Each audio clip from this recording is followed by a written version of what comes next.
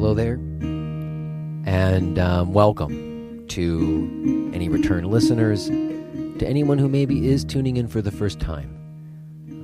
My name is Jay Brown, and I want to welcome you to Yoga Talks podcast. I'm really grateful that you're listening. It's a few days before Christmas.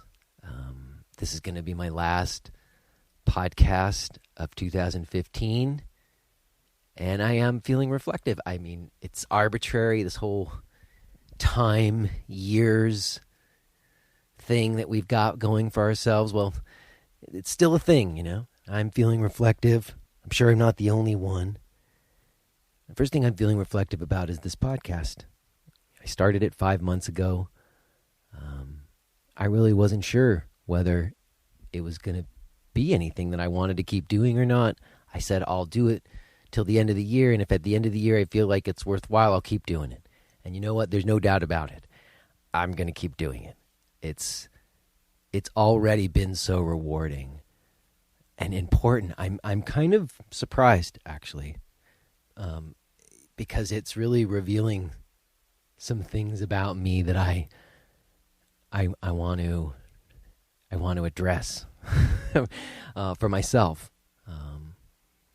And today's talk is a perfect example of it with Roberta. Roberta's been coming to my class for years. I've kind of known her, but you'll hear we connect in a way that we haven't before. And it just made me think that there's this very something about myself that I've known, I think, but it's just, again, becoming more and more obvious that my tendency is actually to be a loner. Like I'm my most comfortable when I'm by myself, actually.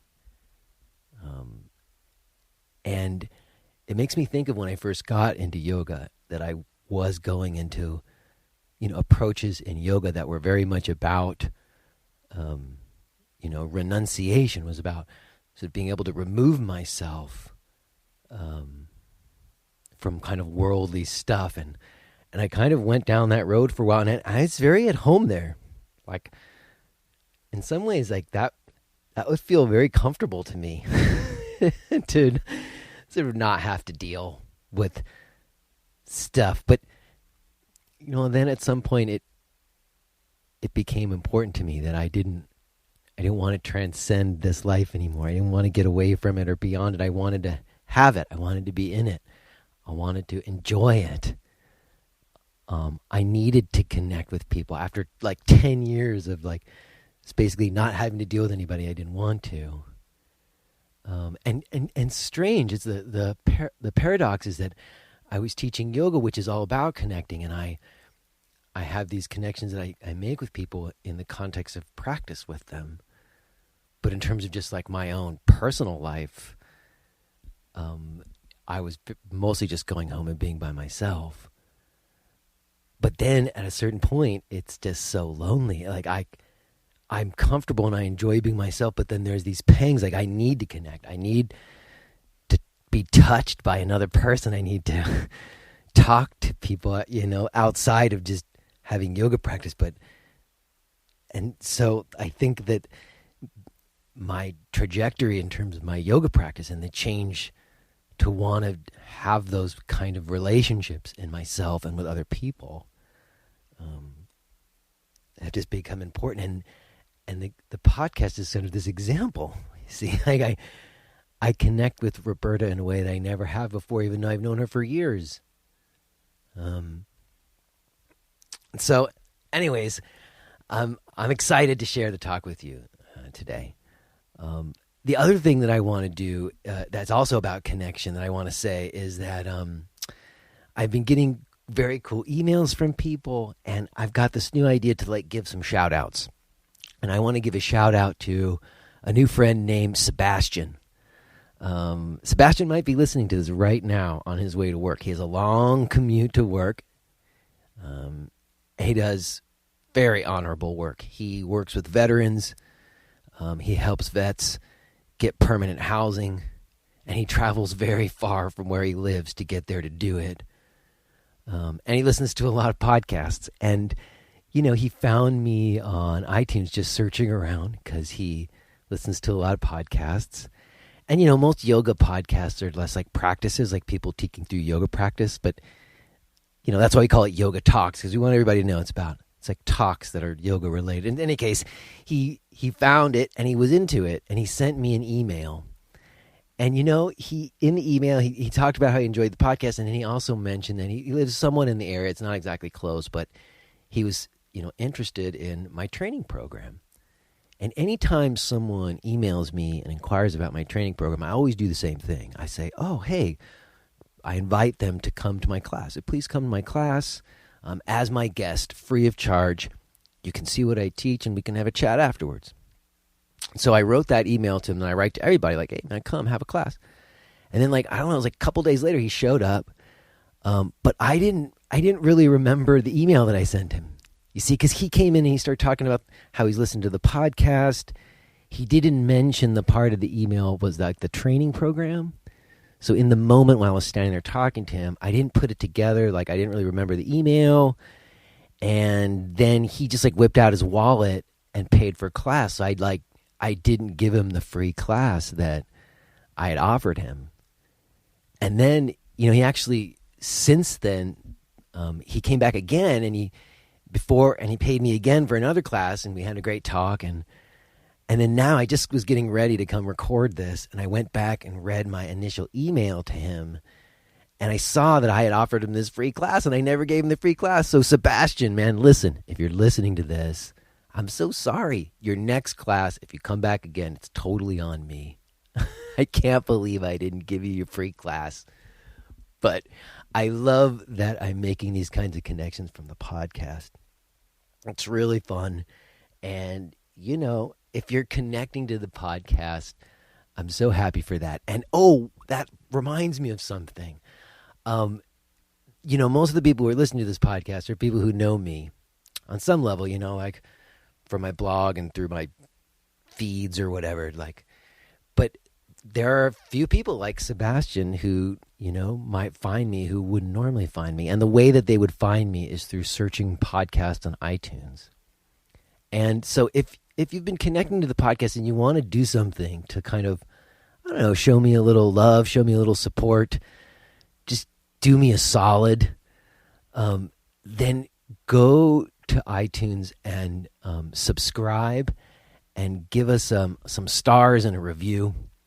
Because that's how it works. Like, if we get those, then we'll show up on the search more, and then people will find us more. And, I guess there's people out there who make a living off podcasting. I'd be lying if I didn't admit that would be great. I don't know if that's going to happen. I'm not really gunning for that. I'm just going to make them. But if you wanted to help me out, and you wanted to show some support, then subscribing and writing a review and giving us some stars is like the best way you can do that. And, I should say, because a couple people told me that they've never listened to podcasts before, that this is the first time they're listening to them. So I should mention, and if you already know this, forgive me for it, but, one of the easiest ways to listen to a podcast, especially if you have an iPhone, is there's a, built-in podcast app. Just that little purple icon, you hit it, you go to the bottom right, you hit search, you type in J Brown Yoga Talks. It'll pop up. You can scroll down and say podcast. You just hit that. You hit subscribe. And then right there in the middle, it says reviews. You scroll down a little bit. It says write a review. If you could do that, that would be great. And if you're not on an iPhone, you can also do it online. If you go to my website and go to the podcast page, there's that purple icon right there at the top too. That'll take you to the iTunes page. You'll see over there on the left, it says open in iTunes. You got to open it in iTunes. Once you've opened it in iTunes, then it's going to be there. It's going to be the subscribe and the review and whatnot. So hook me up with that. That would be cool. I'd appreciate it. And what else? Oh gosh, it is the end of the year. It's like a couple days before Christmas. And this whole thing I was mentioning of this time and New Year's resolutions. And I'm not really big on New Year's resolutions. I mean, especially I'm a little bit jaded as a yoga center owner, honestly. Because every January attendance increases. It's it happens without fail, and it dies down in February. It's such a cliche, but it's so true. And I'm really not into this whole blow your wad thing in January. I'm interested in sort of like long-term investment plans, when it comes to this sort of like making changes in yourself. So I've got this one thing that's overriding that I really feel like going into the new year, it's the thing that I most need to address. And I'm betting that I'm not the only person who's listening to this who is in the same boat as me. And basically, I just feel like I need to like make an admission that I have a screen addiction. Like I have an addiction to like my phone and the computer, and I'm checking it needlessly, kind of compulsively sometimes. And honestly, it's not good. It's not a good thing. I know I'm not the only one out there right now because I see you guys. I see people walking down the street even worse than me. And I think it's something we're going to have to reckon with. I mean, the internet's amazing. It's done all these great things for us. But like we're going to have to swing the pendulum back a little bit. I mean, it's not good. I saw this great thing on somebody's like Facebook timeline. It was a picture of like a A-frame chalkboard for like a outdoor coffee shop, and it said, "We don't have Wi-Fi. Just talk to each other. Pretend it's 1995." That's what I think. Like, really need to start to get our screen usage in check. I mean, I'm doing it for my 6-year-old daughter in ways that I'm not doing it for myself. And that's going to have to change. So that's like my big thing for this coming year. I'm going to navigate that better. What else? Let's see. Oh, there's one other thing I got to mention. And it comes back to this whole beginning thing that I started with like being a loner and then feeling like I need to connect, because there's one thing that I have a little bit of regret about right now in my life. And that's been a thing where I don't want to have regret. I don't want to be going to my grave wishing I had done things different, And I've been pretty good. I don't have a lot of regret in my life, I'm happy to say. But I am feeling a little bit regretful because I just feel like I don't know. Sometimes I'm not very good at maintaining the connections I've made with people. People I really care about, like my friends and my family even. I'm just not good. I don't call people on the phone. Like my sister, I don't know if my sister listens to this podcast or not. I haven't really talked to her about it because I don't call her that much. And she's way more in contact with my wife than she is with me because my wife gets back to her more than I do. And it's not that I don't love her. And that's just one example. It happens a lot. And I think it's because I am putting myself out there a lot. And then sometimes I need to be alone. And sometimes, like I said, that's like something I need. And then I need to be connecting. So I don't know. I'm not trying to be hard on myself.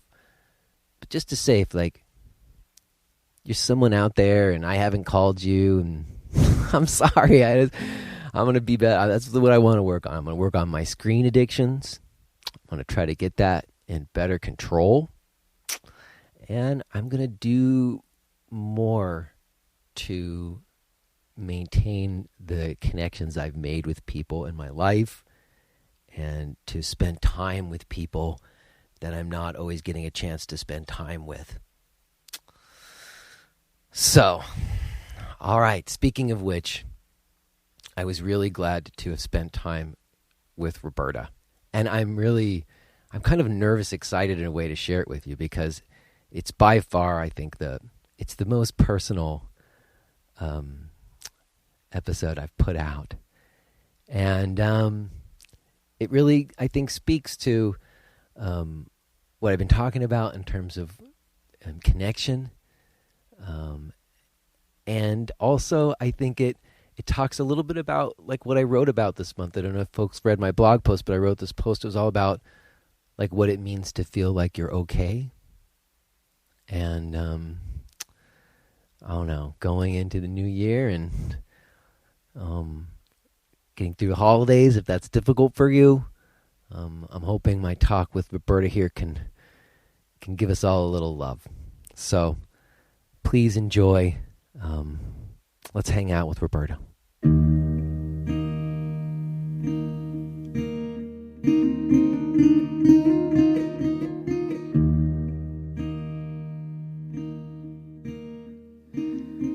No, yeah, go ahead. Talk a little bit more just to make sure.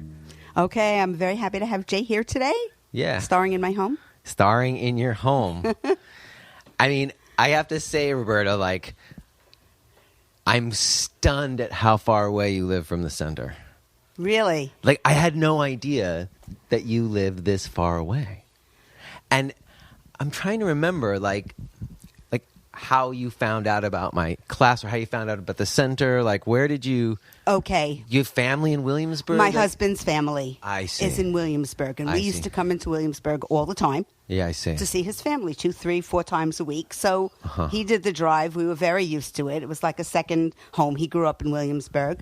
And I passed the center many times. Just like walking by? Came in, walking by, reading it. And the word therapeutic stuck out at me. And I looked at, and then one day I just walked in. I see. Do you remember when that was? Like, how long ago was it? April of 2010. April of 2010. So that's more than 5 years, right? 5.5 years ago. And so at that time, you were making regular trips into Williamsburg. All the time. And what my husband would do is he would drop me at the center, and he'd go visit family. And after I would do a class, we would go and see this one, his grandchildren, his sister-in-laws. So we had our own little, family community in Williamsburg. He grew up in Greenpoint, Williamsburg. We walked the neighborhood. We walked the park. Yeah. I love it there. And there was no yoga classes back then, huh? In Williamsburg back when?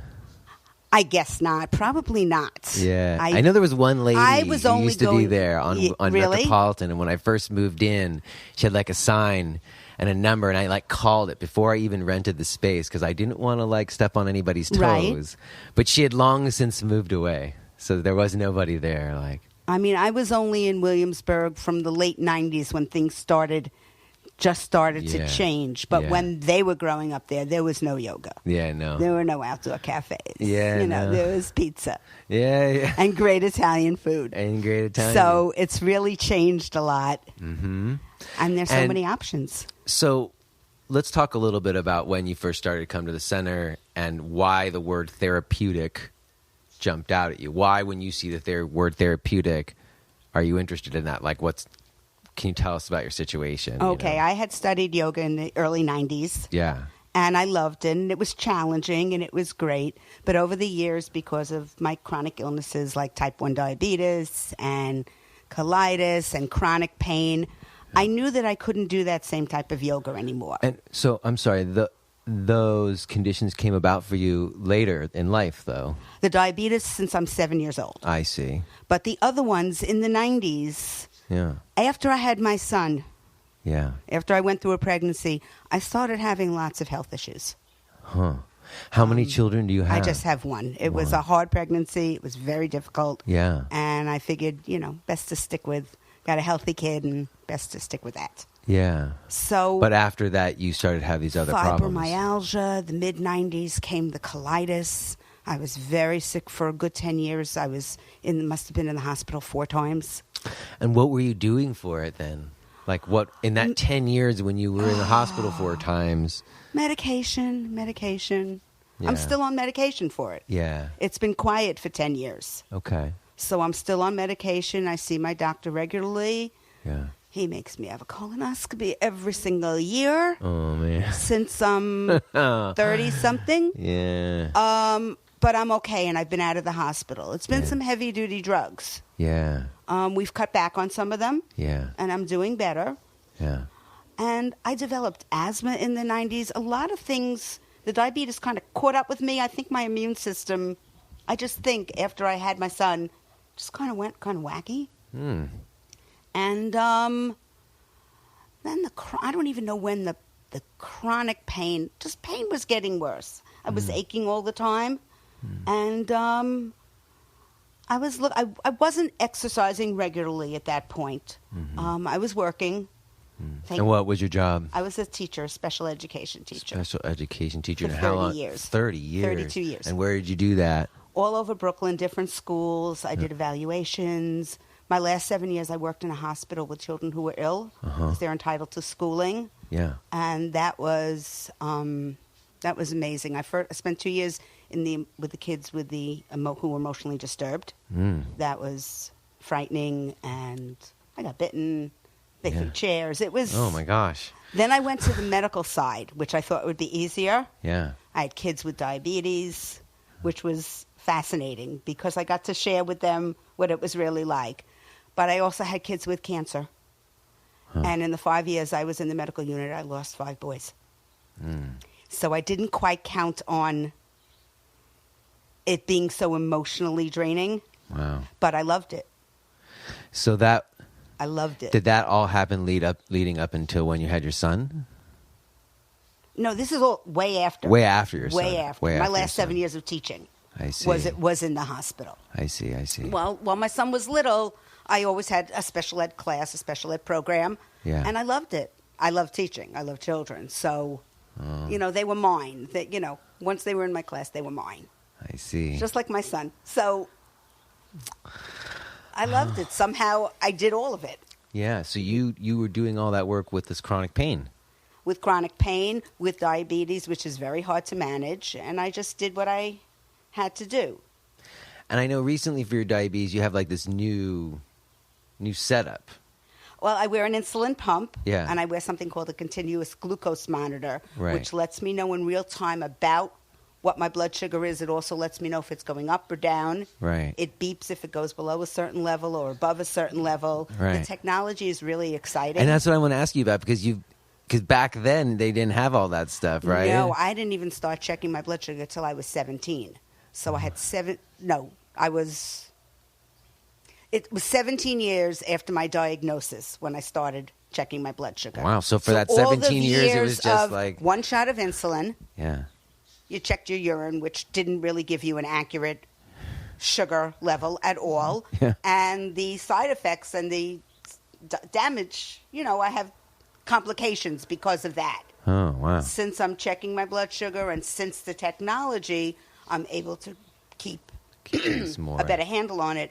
But sometimes it's a little more stressful. Yeah. If I'm laying and resting in yoga and my thing beeps, You got to take a little sucking. You I got to get have one of those annoyed. little lozenges, and right? I get mad at it. No, don't get mad. I'm working on just saying, this is it. Yeah. I'm working on saying, this is how it is. And it's lucky that I have this But it piece just of takes a equipment. moment, and then I know, but it's like diabetes never goes away. It never disappears. So yeah. you don't get a vacation, you don't get a break. But now that I'm able to see what my blood sugar is, it's actually better. It helps me when I joined a gym recently.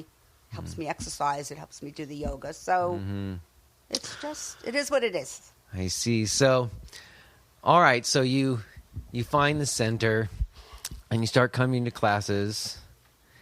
I remember your first class was with me. Is that right? I believe so, yes. Yeah. Yeah.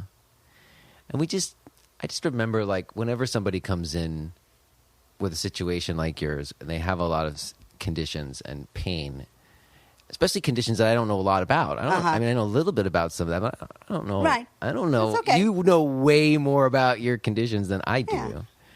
But we just set up what I think are, like, the things that allow someone to work within a range that's right for them. Absolutely. Like some kind of ground rules for how we were going to work. Uh-huh. And like a sort of set of permissions so that you understood that you were not going to try to do anything that felt like too much. Exactly. Yeah. It was, I remember the first time you said, and if you want to stop, you can rest. I never heard that before. Years ago, I took an adult ed yoga class, and he was a drill sergeant. Yeah. Up with this, down with that, move your foot. And, that I hated. And then I found other classes that I liked, but no one ever said I could just rest and that whatever I was doing was okay. It was a whole new philosophy for me. Yeah. I came in thinking, okay, now I'm going to do yoga. I'm going to get rid of or really lessen my pain. That's how I came in. Yeah. Didn't work that way. Yeah. But the yoga just helped me manage the pain better. It allowed me to just feel better about myself. It allowed me to relax. It allowed me to work at my own pace. props. I had never seen props before. And we don't use them a lot, but they're there if you need them. Yeah. I use all the props. Yeah, and they help me. I have trouble sitting up. Yeah, right. As you've probably seen, I have to lean on the bolster. See, that was it. We just troubleshooted everything. Like, did that present a problem? Okay, here's what we can do for that. And if that doesn't work, then we'll do this. And we kind of came up with like a set of things for you. That work for me. Some days it works better than others. Yeah. Some days I can't get through it. I know. Last Thursday, I got through the whole class and felt stronger. It was one of the first times in years that I really felt. But that's not true, because you always get through the whole class. See, you have this idea, like, to me, you come regularly to class. I see you. Because I come in the winter. I come in the snow. I know. Well, wait, we're not there yet. We're ahead of ourselves. Because I want to. I love this stuff. Because I just drove here. Like, I'm in your house for the first time. Like, you've been in my house many times. My house is the center. I know. It's my sanctuary. And it's mine too. And now I'm in your house. But I want to get to you here, to my trip over here. Okay. And so I want to talk a little bit more about how the process that you went through in terms of, like you said just now, that you had this idea about yoga. First of all, this previous experience of like a drill sergeant kind of bossing you around, right? And not having permission and alignment. to The last class I took in the early 90s, after when my son was about 4 or 5, was all about alignment, about form. The poses were great. I loved the class. It was a bunch of women. It was in the neighborhood, and it was very challenging, and I could do it. I knew, fast forward 10 years later, there was no way I was going to be able to do that again. And I'm not a self-motivator. I think I might have bought a yoga tape, Rodney Yee. Yeah. Okay? And I tried to do it, and it was gentle, but I need a teacher in front of me for anything. Same way at the gym. I'm not real good by myself, but if I take a class, I'm an active participant. So this started to make sense to me. And you know, back when my husband was driving it was very easy to fit in the classes. And what was making sense about it? I felt better when I walked out. You felt better when you walked out. No matter how much pain I was in. Yeah. And I'm in pain every time I do a class. Yeah. I just monitor my pain, my levels. I'm constantly saying, where are you today? What number? Yeah. On the pain scale. And no matter what number I came in with, just being at the center, just being there, even if I couldn't do much, made me feel better. And I walked out saying, okay, I can do this. I can deal with my day. I can deal with my pain. It's amazing what it's done. I never told you this. I once walked in a couple of years ago to the studio, and I walked in, and I put my things down and take my mat in. I hugged the wall, Jay. No. I hugged the wall. It's sacred space to me. Oh. It really is.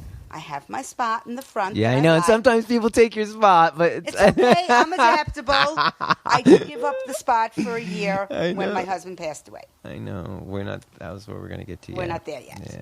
Yeah. But I'm so comfortable there, and I'm so happy, and I can listen to you say the same thing over and over. And it's like I'm hearing it for the first time because I need to be reminded. Me too. That's why I say it again and again. I'm perfect just the way I am. I just came from therapy, and she's reminding me that I better, ease up on myself with my diabetes and all the criticism and stuff. I'm very critical. I'm always beating myself up because I think I could be handling my diabetes better. Yeah. I could always be doing better. Diabetes gives you, if you see a blood sugar level and it's not good, right away you're getting like a smack in the face. And the nature of diabetes is that even with all this equipment, it's not a human pancreas. Yeah. And insulin is a good medicine, but it's not the best. It's not replicating what we have. Yeah. So I constantly struggle with, you're doing the best you can, Roberta. And it's been a lifelong struggle. Yeah. She has to remind me constantly, coming to yoga reminds me that I'm okay just the way I am, even with pain. You tell me that all the time. Is the key. Like, we do things that are like physical. We move and we breathe, and that has certainly a physical component to that in terms of easing pain. And then within that, it's all about just what's the right amount of that, and done in a way that's supported and not overly taxing your system. You know? But then the other component that it seems to me like when you talk about just like being in the space or hugging the wall. Isn't that amazing? You know what I mean? I don't know. I don't even know. That's amazing to me. But that is more to do with what we're talking about now in terms of like your mindset about who you are and what your situation is, and the relationship that we have to pain. You know? Yeah. And I guess when you come to class, one of the main things that we do is we point ourselves in a direction of like a mindset where we can have this healthier relationship about it. Exactly. I no longer expect to walk out with no pain. Yeah. I did in the beginning. I said, this is finally an answer to my pain. Yeah. You know? It is, but not like an absolute answer. It makes me feel better. Yeah. In the past 3 years, my pain has actually gotten worse. Yeah. Since Freddie died and since my son was diagnosed with type 1 diabetes 6 months later. Yeah. So the pain got worse. So how long were you coming to the center before, I'm sorry, what was your husband's name? Freddie. Before Freddie passed. I started with you in 2010. I was sick the whole summer of 2010, so I skipped that whole summer. He died in December of 2012, and he was diagnosed in June of that year. So I was at the center like 2 years. And he was sick for a while. Only 9 months. 9 months. Yeah, he went undiagnosed because he didn't go to the doctor. Yeah. He took very good care of me, but when it came to taking care of himself, no, he didn't take care of himself, and he was stubborn, and that's just. And he was a cigarette smoker, so he knew it. It's like a generational thing. He grew up in the neighborhood. All the kids were starting to smoke by the time they were 10, 8, 11. So everybody smoked. No. Some of them were lucky enough to give it up, and this one didn't. He liked his cigarettes. Yeah. So when he got sick, I still managed to come only because the last 6 weeks of his life, we moved into his sister-in-law's in Williamsburg on Lorimer Street. I see. And I lived there for 6 weeks. I see. Because you came in, I remember some practices at that time. Do you? I mean, just, you came in and just, It was, there are no words. I know. To describe it. I mean, I never even said anything. I just so grateful to have the yoga because other people were watching him. Yeah. It like gave me a group. If I had kept him home at here, I would have been happier in my house. Yeah. But I needed the support, and his family couldn't come here. Yeah. So we were taking him for chemo in Manhattan. So Williamsburg is much closer to Manhattan. So it worked out that we stayed in Williamsburg, and I was able to come at least once a week and sit in the back because that's what I started to do. But now your spot's not in the back anymore. It moved up. It moved up. Now year. you're like up in the front. It's actually probably close to when it was a year. I said I'm going back up front, but I needed because I was crying too much, and I wanted to be in the back. Yeah, there was a lot of emotional through the classes. I wanted to be able to just be by myself with my tears everything. A little bit. Yeah. But there's a freedom there that I can cry in that class that I've never experienced anyplace else. And even now, you can say something, and I'm just moved to tears. And I feel very close to Freddie when I'm there. Yeah. I was once resting, and his face was right above me. Yeah. And it's such an emotional experience. The physical part is excellent. Yeah. But what it does for me emotionally, spiritually, has been a game changer in my life. And the breathing is a game changer. That's sort of like the technical key. I use it everywhere. I was online somewhere today. I forgot where. And I said, Roberta, breathe. And right away, Roberta, breathe. I calm myself. And sometimes it just happens without my telling myself to do it. It just happens naturally. Like when I got stuck on the LIE with a flat tire the other night, I kind of let things unfold. I knew someone was going to come save me. Yeah. And I just sat there, and I have the Om symbol hanging on my car. And I just fingered it. Yeah. And I was breathing seriously. And it got me through the evening. I didn't get home here till 1:45. Yeah. But it gets me through so many situations. I realize also a lot of things are not important. I think when you have chronic illnesses, you know that. What's really important in life and what's not. And I'm really clear on that. So waiting in line and having problems with my phone carrier and all those kind of things, those things are not that important. And, you know, I've kind of figured out, the yoga has helped me figure out what's important. I mean, I keep coming back. You're doing something right, Jay. Well, wait, so Freddie... He passed away in December of 2012. 2012. I was there in the week before he died. He died on a Tuesday. We had him cremated on a Friday. And that following Monday, I came to a class. I remember it clearly. I just needed to be in that spot. My mother had just gone home. She lives in Florida. And I was, you know, by myself for the first time. And I came and took the class. And all I know is that it helped me. I went to Florida for a couple of weeks, but I never stopped coming. Unless I'm sick, I don't stop coming. Or else I'm in Florida. And I come as much as I can. Yeah. And so you said that since Freddie passed, things have gotten a bit worse. Pain-wise. Yeah. Definitely. And how so? What's been going on? Just constant pain. The pain, I always lived with a level 5 of pain, like on a scale of 1 to 10. Yeah. 5. Since about 3 years ago, June of 2013, I'm like at a 7 all the time. Yeah. 7 or 8. And that's pretty high up. Yeah. I was waking up with terrible pain in my back, my shoulders, everything, just overall pain. And I have looked into everything. I've done acupuncture, which feels very nice, but it didn't work. I see a chiropractor weekly, and that is helpful. I join the gym. I move as much as I can. I take medication. I just added more medication to bedtime, and it's made a difference. And the beginning of September, the chiropractor started doing ultrasound on my back, and it really made a difference with the sciatica. I have much less sciatica. So I would say that some days I'm back to a level 4 or 5. Okay. Which is all I want. I don't expect the pain to go away. Yeah. But there were some mornings I would lay in bed and not want to get out of bed because I knew how painful it was going to be. Right. See, there's that point where you can't function. Yeah. I came close sometimes, but I'm not putting up with that crap. Yeah. You know? I'm getting out of bed anyway. Yeah. First of all, laying in bed makes the pain worse. That's true. So why would I want to lay in bed? Yeah, sometimes movement is the best thing. Moving is the best thing. Sometimes in the evening, if I'm watching TV, I just stand up and I move side to side. Or hold on to the chair and lift my legs. Yeah. I really refuse to give into it. I mean, it hurts when I drive.